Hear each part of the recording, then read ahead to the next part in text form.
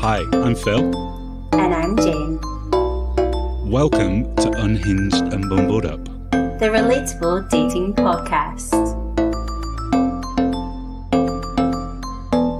I'm going to tell you something now, and nobody knows about this, so everybody keep it a secret. So when I was, what was I? I must have been about 25.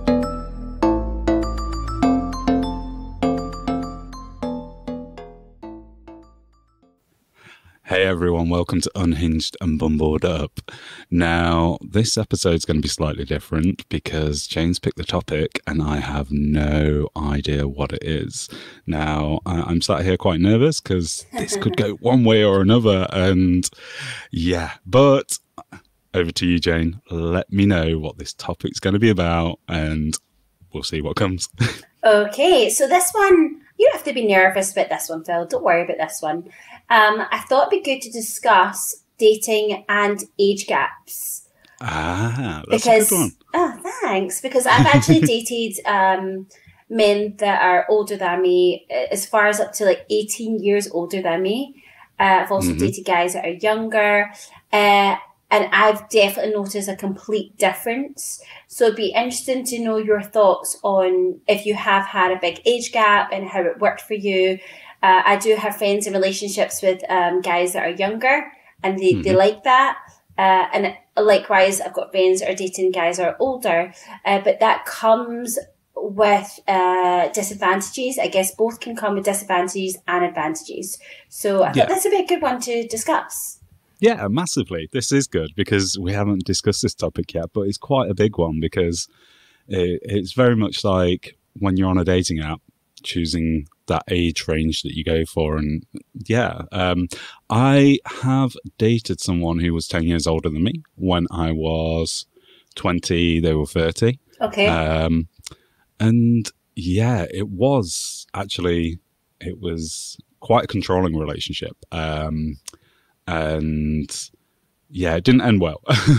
Did you want to date her? Like, for you as a 20-year-old, dating someone that was 30, was that exciting? Or did you feel like you could say to your friends, oh, I'm dating someone that's 10 years older? Was it more like a thrill that way? Well, it kind of just happened. What it was is one of my work colleagues, he was dating her sister, and I went round to a party and we just got on and everything. And I didn't actually know how big of an age gap it was until afterwards. And then things moved very quickly. And yeah, my life, my 20s, I think it was like 2 years of just, like I missed out on those 2 years of my 20s and doing what 20-year-olds should do, because I was dating someone who was 10 years older and they were very much like, this is how life has to be. And yeah, they didn't want children. They eventually wanted to get married and everything like that. But we're in different places, I think. And I think it really pushed me to be older and maturer than I actually was at that time, if that makes sense. Absolutely. So, but now being in my 30s, I've actually dated people that are probably 23, 24, probably when I was, a couple of years ago, so 32. And I realised that, no, that's too young for me. I guess you realise your kind of thoughts and your passions are probably a lot different as well. Yeah. Phil, what is your age gap just now on the apps? Like, what's your lowest and highest? So, I said recently, that I won't date anyone younger than my younger sister. So that's 28. Which is still like a 6-year age gap. And then going upwards, I would say probably 37 to 39 maybe. So yeah. What was yours when you were on them? So I actually didn't go any younger at all. Yep. And that was purely because I had dated younger guys and I just felt there was a lot of immaturity, or not even that. They weren't in the same place as me. I was kind of looking to meet someone long term to potentially have children, get married and things like that. Whereas the guys were just like, no, I'm not ready for that. I want to either travel or go partying, which is absolutely fine. But we were completely different stages of our life. And then I dated guys that were older. And what I noticed was that they had their shit together. They were very mature. They didn't need to worry about anything. They kind of had gone through their career, and they had, you know, they had a mortgage. So I felt like there was no stress that way. But there's a certain type of guy you can date that doesn't want to grow up. So it looks like they've got their shit together, but then the more you date them, the more stuff starts to slip out. You realise they just want to play around, you know, they just want to meet lots of different people. So yeah, it's a tricky one, but my settings on the app were my age up to 10 years older. Okay. Yeah. And sometimes out of curiosity, if I ran out of men in my area, which often happens when you swipe, I kind of like increased just out of curiosity to see, I wonder what like an older person looks like. How high did you go? I went up to like 50s, and then okay. I have dated a guy in his 50s before. But another kind of complication with that was he had children who were in their late teens, and it just felt a bit weird. Yeah. Yeah. And he was going through like a messy divorce as well. So I just kind of felt like I was kind of dragged into him bitching about his ex-wife all the time. And I'm like, oh, for goodness sake, let's not talk about your kind of see you later. It's one of those that people, you know, I don't understand this logic where people bitch and moan about their exes to their potential new partner. Because either what's going to happen is if that gets into a relationship and the relationship ends, you are then going to be that person that man's going to be bitching about or moaning about. Or one, he doesn't have like, I don't know, he'll always be moaning, I'm guessing. And I just feel like because there's two sides to every story, you never know, like, the guy I dated, like, he could have been the one in the wrong the whole time, and he's just playing it by saying, oh no, she's the one that's caused all this. I just think it's quite, I don't know, it's quite a turn off when they just bitch about the ex, and you're just like, let's just not talk about this. Let's concentrate on us and doing fun things. Yeah. There's actually 3 sides to every story. There's 3 sides. One, yeah. So if let's say, let's make up a scenario where something happens, me and you were there. So there's my side of the story, your side of the story, and what actually happened. And it's, you know, because everybody has their side, and their side is based on their experiences, what they're seeing at that time, or what they're feeling. They don't know what the other person's feeling, and it just builds together. And that third side is sometimes very hard to get down to unless somebody's actually there seeing exactly what goes on and they know everything previous to that. So, yeah, I like that. I like that. So Phil, obviously, like, do you think a relationship can work if someone was a lot older than you or a lot younger? It depends a lot on. There's a lot of factors, isn't there? Yeah. Whereas if their values align with mine, if basically they want the same thing out of life. Now, a lot of the time, people are obviously growing and growing and growing, so everything changes. So somebody in their early 20s may say, oh yeah, I really want this. But then obviously as time goes on, it changes. Yeah. So, I mean, think of all the rock stars that are dating like young supermodels.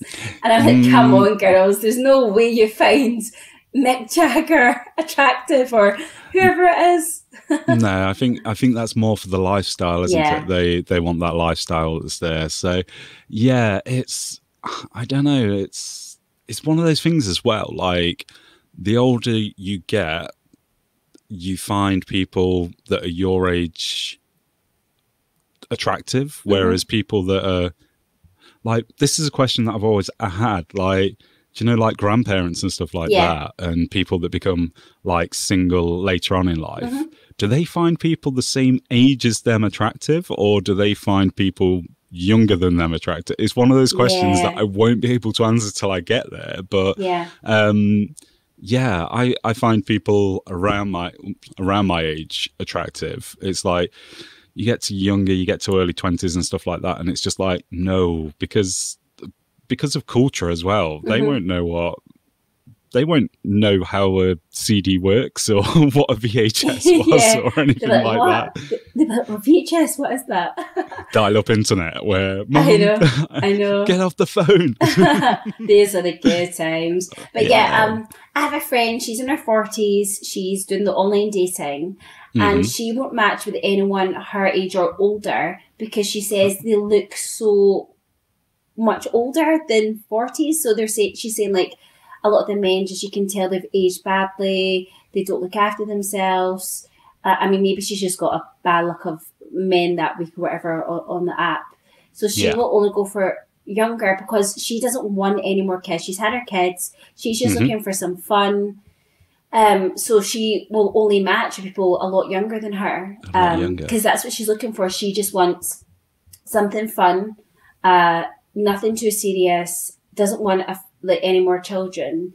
But that was quite interesting. She just said people my age just they don't look good there, or they've not aged well. So yeah, that was interesting from her point of view.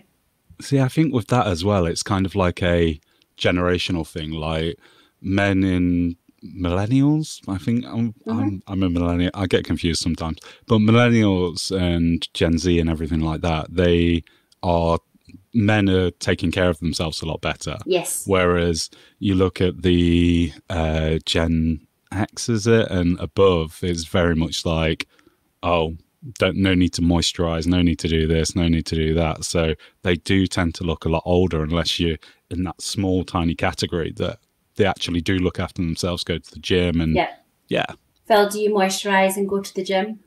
I might not go to the gym, but don't tell anybody. I'm proud of my dad bod. But I do moisturize, and I do have my routine. I may have lapsed a bit on it recently, but I need to get back into it. So yeah, I feel there's quite a lot. Oh yeah. The moisturising's good, but I feel like there is quite a lot of pressure to always look good for other people. Because we're up, there's so much competition. Basically, you're so disposable, so it's almost like you need to stand out from the rest. And I just feel like it's just a lot of work. There's a lot of work. Yeah, I also feel that we're in a like throwaway society where if someone spots one tiny thing and it's like, oh, and then it's like, no, I can find someone better, bye, kind of thing. And it's like, hang on, whatever happened to like. Yeah, I think everyone's looking for their Prince Charming. Everyone's looking for their princess or something like that. And the problem is there really that person out there with everything, you know? And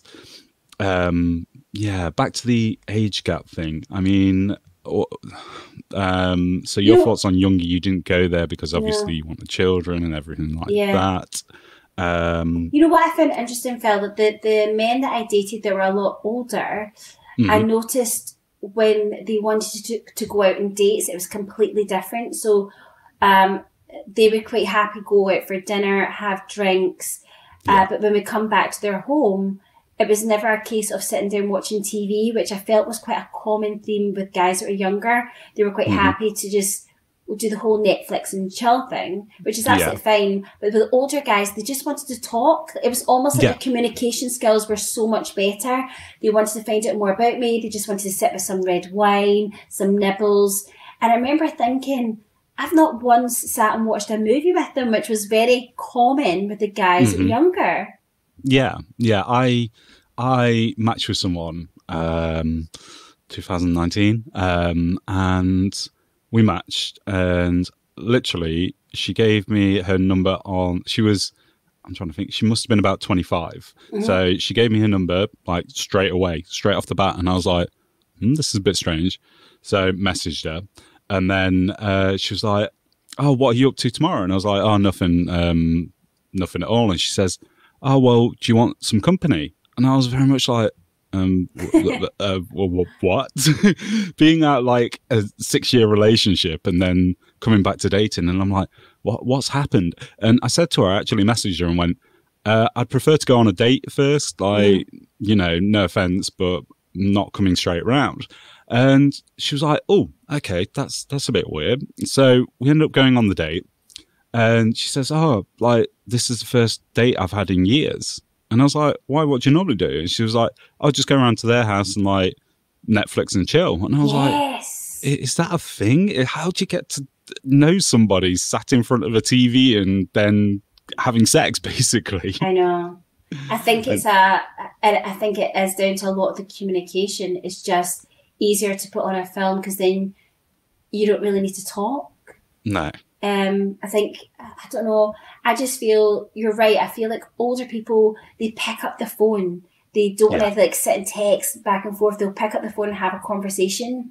I mean, I'm not obviously saying this is what happens all the time. Obviously it doesn't, but that's in my experience. The older people would phone up, speak to you. They wouldn't put on a movie. They just want to find out more about you. But the younger ones, for me, very much texting the whole time. Yeah, I think technology has definitely got a lot to answer for, because social media isn't social because we're literally typing to a phone. Yeah.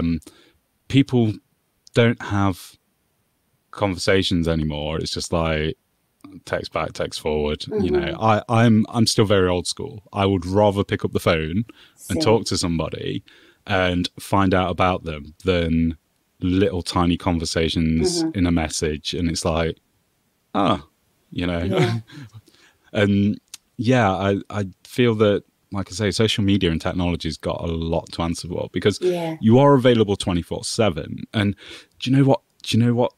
This one thing, it really gets me now, that back when we were younger, you wouldn't text somebody saying, can I ring you? Nowadays, people are like, oh, somebody just rang me. And it's like, well, what's wrong with that? And it's like, well, they didn't text to ask whether they could ring first. And it's like, why would someone text to ask to ring first? It's like, wow. Oh, but I might have been busy. I might have been this. Well, then don't answer the phone. Exactly. It's easy, you know, and just message saying I'm busy. But yeah, it's got to that stage where you've got to text message someone to say, are you free for a phone call? Is it okay if I phone you? Rather than just someone picking up the phone. And I think, like I say, the thing with our generation is we had our home phone, and that's the only way people could get in touch. And you had to phone the person you fancy, and it'd be the parents that answer. You're like, hi, can I speak to John, please?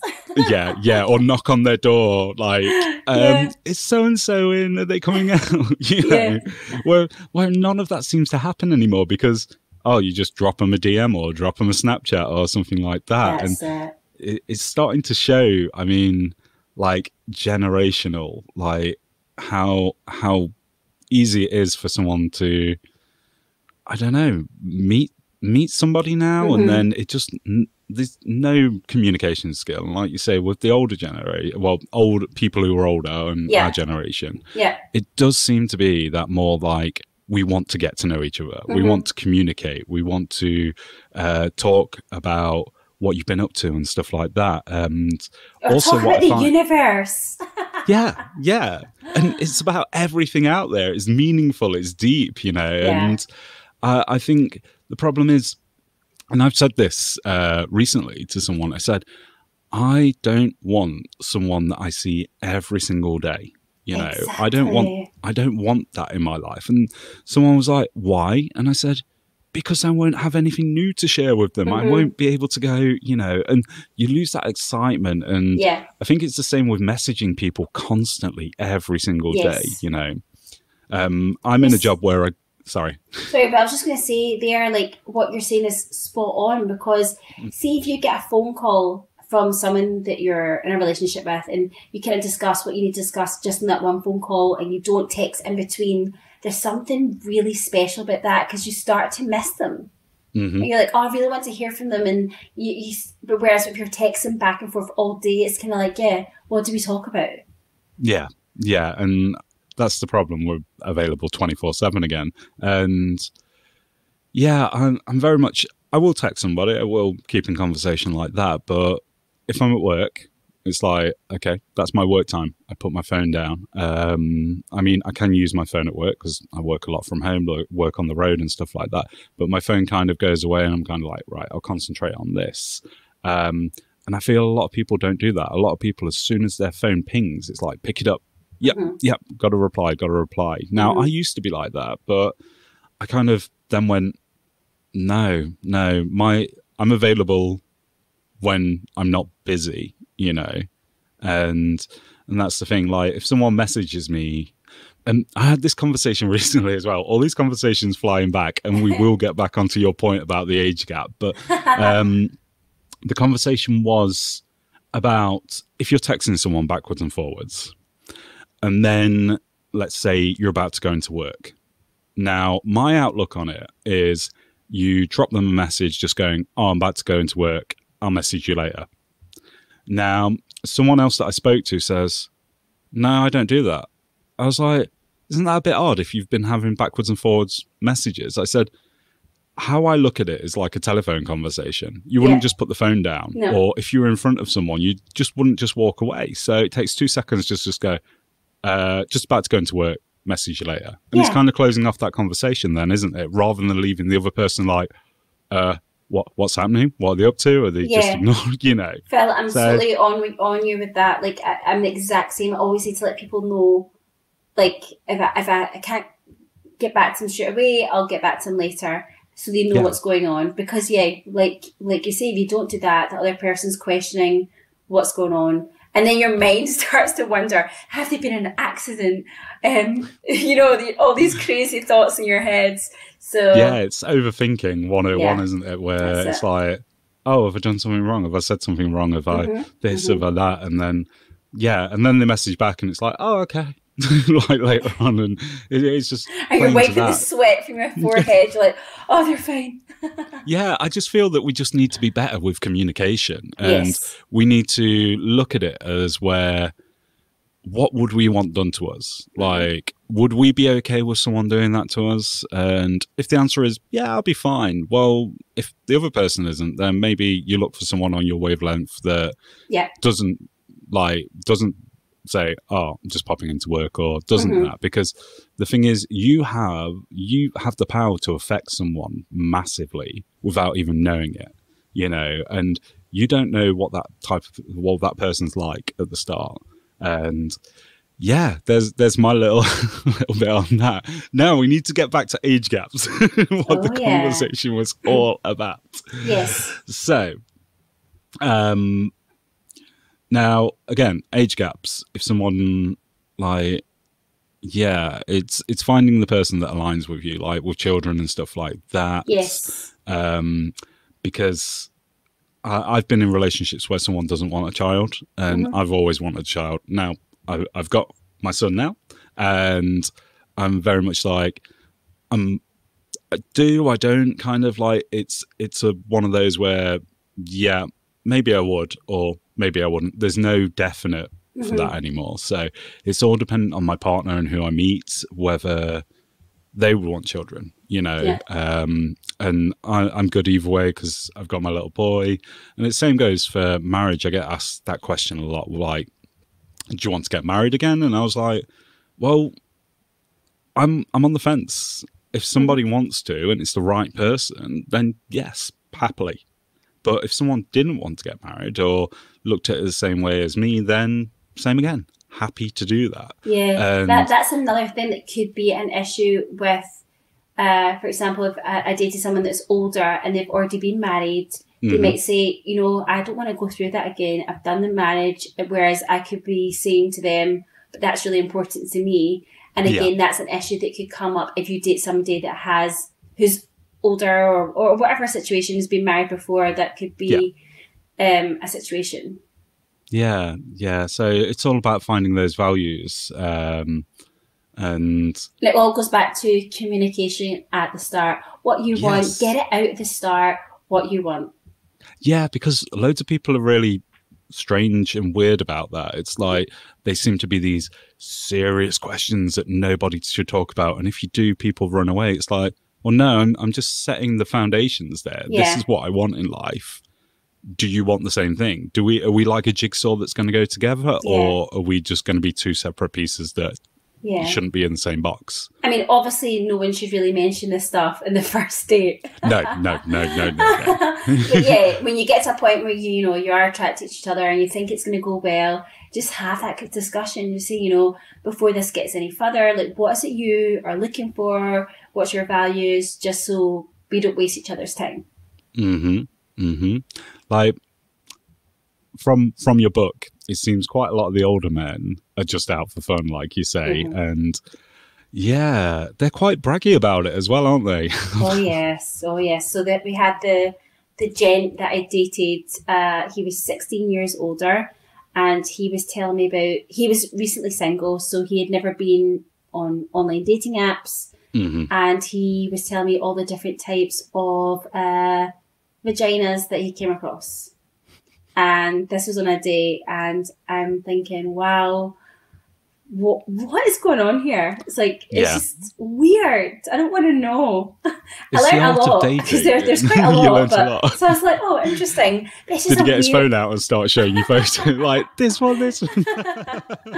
But yeah, I think he was just like a kid in a sweet shop. He was just recent single, and he was just like getting all these girls' attention and sleeping around. So he was like obviously very excited, and so that was very, very strange conversation to have with him. Yeah, especially with the dating apps, and I think that's another thing people have to be careful of. Like, people that are quite a bit older, they've been married or been in a relationship and just got out of it, and then all of a sudden, like you say, they've discovered dating apps. They've discovered a world where they can swipe right on thousands of women or men if it's a woman that's just got out of a relationship, and they can talk to many, they can sort out dates, they can sleep around, they can do this, they can do that. So yeah, I'm not really, because it seems like we go a lot older and that could be a potential issue. We go a lot younger, and that seems to be a potential issue as well, where people just want to sleep around. It's like it's just figuring out what people want. Like, I've got nothing against anyone that wants casual. Like, just tell people at the start that's exactly what you want. Don't go pretending that, oh, I want a relationship, I want deep, meaningful relationship because this, that, this. And then you sleep with the person, and then that's it. It's like, see you later. No more, And like, I've got a bit of a theory on this because I've seen it quite a lot. Sorry. On specifically, I think men that want casual.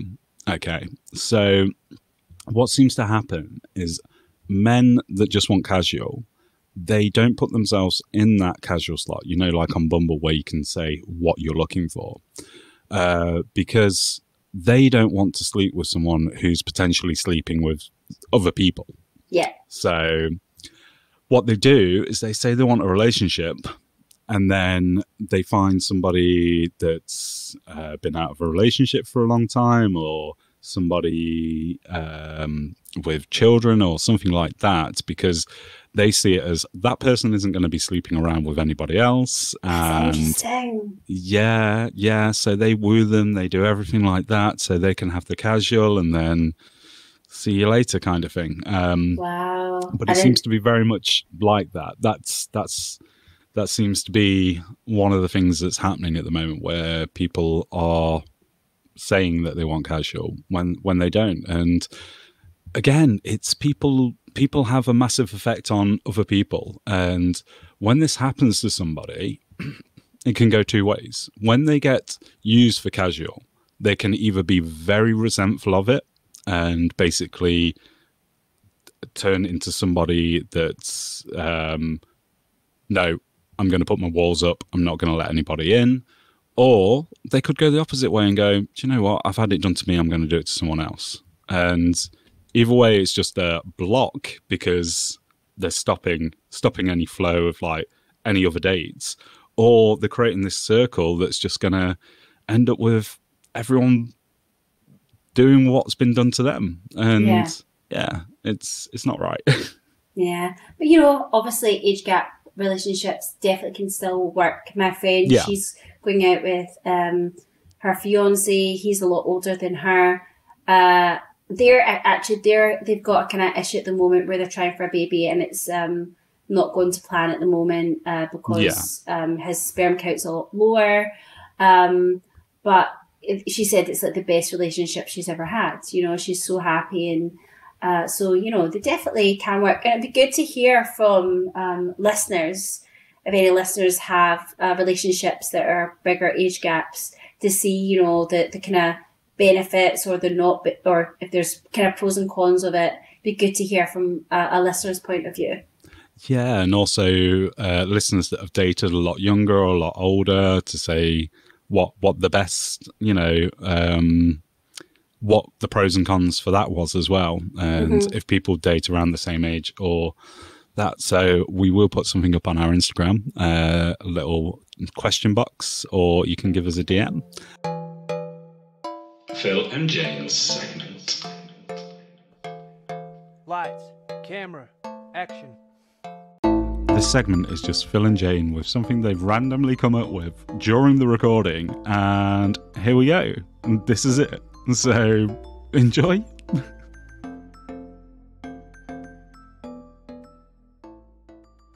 Celebrity couples with big age gaps. Ooh, so I want you to guess. Yes, that's what I'm doing. We're going to guess. We're going to guess the age gap. Yeah. Okay. So. Blake Lively and Ryan Reynolds. Oh. So she's in her early 30s. Oh, so I'd say, I wouldn't say there's a big age gap for them. I would say 6 years. 11 years. What? Ryan Reynolds is 11 years older than Blake Lively. Wow. Even though they don't look it. They don't. They don't. No. They look... right, let's go for Jay-Z and Beyonce.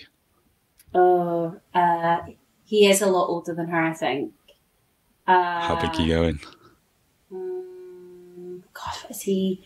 Okay, I'd say 9 years. 12? Oh. You're not doing very good at this. I'm not doing... I need to up my game here. Right.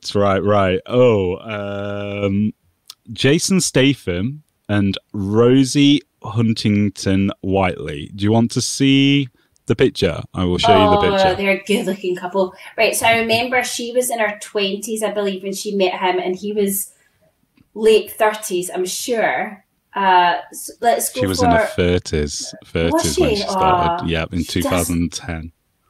She looks so good. She looks great. Okay, I'm going to go for 15 years. 20. 20 years on those two. Yeah, Jason Statham was 52 when he met her when she was 33. No. Yeah, so there's 20 years. Wow. I'm not sure. Wait. Tell me. Okay. Here's a big one. Michael Douglas and Catherine Zeta-Jones. Right. Well, he's ancient, so he's in his. I want to say he's in his 70s now, I believe, and she's in her 40s, 40, 56. So yeah, that's like 30 years. I hope everyone's playing along where they're listening. I hope everyone's playing along with this. So you're going 30 years? Yeah. 25. Oh. 25 years. We will go one more. Mm-hmm. Oh, why is it a name that I can't pronounce? Dennis Quaid and Laura Savo. I apologise if I pronounced that wrong, which I probably have. Here's Dennis a picture. Dennis Quaid is fit. He is fit. A really good looking older man. So again, he's probably similar ages to Michael Douglas, maybe a wee bit younger. So for that one, I'm going to go for 26 years. 39 years. No 39 way. years No. gap. Yeah. What? Yep. I am shocked. I'm shocked. Yeah. You missed out a classic one, Phil. So there was that Playboy model back in years and years ago, Nicole Anna Smith, I want to say her name was. Yeah. And she dated that guy that was like 80s or 90s or something like that. And she was, I think that's like the biggest age gap out there. But I always remember seeing pictures and she was so young and he was, he was very old. Very, very old. Now, I've got one more for you because you mentioned this on our first episode of who your biggest celebrity crush is. Hugh Jackman and Deborah Lee Furness. Okay, so she's older than him. And, oh God, he's so handsome. Okay, I'm taking the photo away now, so you're just not swooning over it. Right. She is older than him. Yeah, and I have Googled this because I remember thinking, what is this? And I have Googled the age gap before. Let me think. He met her on a film set. She was bigger. She was a more well-known actor than he was at the time. Yeah. I want to say 17 years? 13. There's 13 years. 13. And then they got married in 1996 and adopted 2 children together. Mm-hmm. He's so in love with his wife. That was one thing when I saw him in concert in Glasgow. His wife was sitting in the audience, and he dedicated the whole concert to her. He kept referring to her throughout the songs. It was just so lovely, so romantic. And that's why I fancy him, because he's a romancer. Because he's a romantic. Pierce Brosnan's like that, though, isn't he, with his wife? He's handsome too. Jeez, you and all your...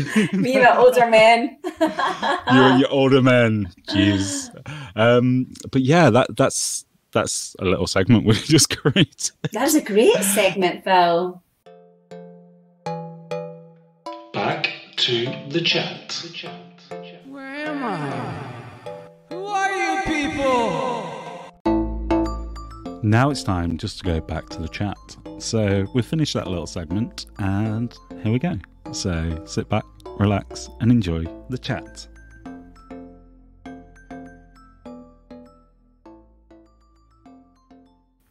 But yeah, they seem to be working those celebrity age gaps. And I think, like I said, it's down to the person. It's not down to the age or anything like that, because you find people in their 40s, 50s still, there's some out there that still act like they're how society said they should act in like their 20s, their 30s, where they're going out all the time and stuff like that. But me, for example, I'm not somebody that likes to go out like every weekend, get drunk, everything like that. And from probably late 20s, I've never been like that. So I think finding that person that doesn't like those things and finding activities that you like doing together, that's what it's all about, I think, rather than age. My only concern was when I was dating the older guys, and the back of my head, back of mind, I'm thinking, if this does get serious, it would be potentially awkward to introduce this person to my family.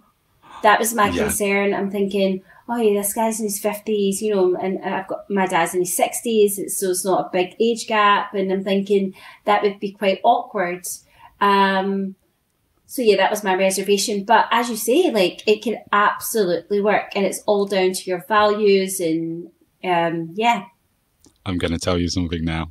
And nobody knows about this, so everybody keep it a secret. Like, there's so when I was, what was I? I must have been about 25, and I was a little bit of a fuck boy back then.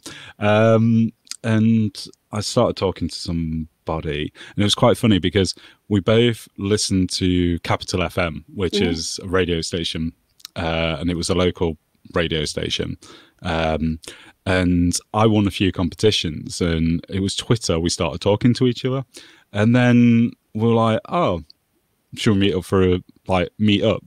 So we met up, got chatting, and then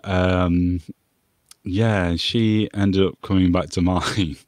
We slept together, everything like that, and then the next day I found out how old she was and that she had a son that was a year older than me. Her youngest son was a year older than me. Gosh. And I was a bit like, okay.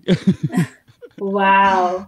Yeah. Sorry, Mum. Because that would be a bit awkward if something actually developed with you two and she introduced you to her son and you're like, I think she was only a little bit younger than my mum as well. wow, okay. She was a MILF. Oops. I think she had grandchildren.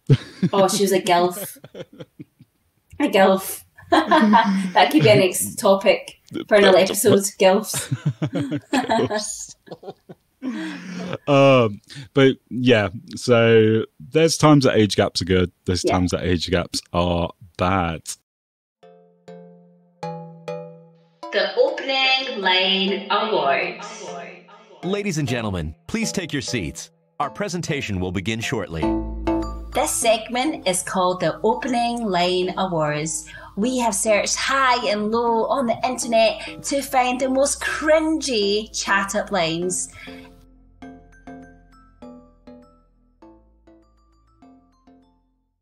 So our next segment is the Opening Line Awards. I am going to give Phil 3 chat-up lines and he has to tell me which one of the 3 he thinks is the worst.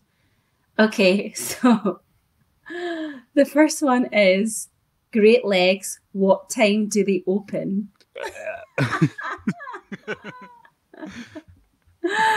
The second one, there's a big sale in my bedroom right now, clothes are 100% off.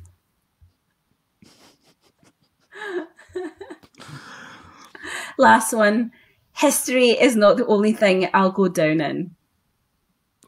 So, out of those 3, so you've got great legs. You got your pad as well. Yeah. You've got to write these down. So your choices are great legs, what time do they open? There's a big sale in my bedroom right now, clothes are 100% off. And lastly, history is not the only thing I'll go down in. They're all bad. They're all bad. Right, I am going to take... and then, as always, we'll put it to the vote on Instagram. Yeah. And then that'll go against episode 4's winner. So, you ready? I'm ready. Are we going to match again? Are we going to... Because this is twice we've matched now, so let's see. I feel like we won't in this one, because I'm between 2. Ready? Yep. Oh! So I was going to go for... So Phil meant for history is not the only thing I'll go down in. I was actually going to say that, but I just thought great legs, what time do they open was just... That's just like the classic awful one, isn't it? Yeah. So those 2 will be on our Instagram.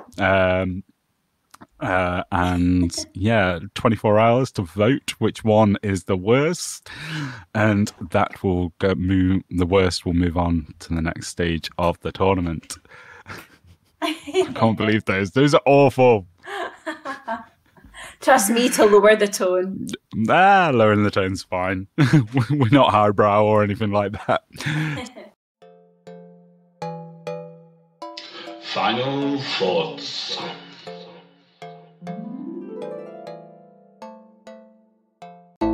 This segment is called Final Thoughts, where we've reached the end of the episode and we take a look back at what we learned, what we're going to take away, or what we just found a little bit funny.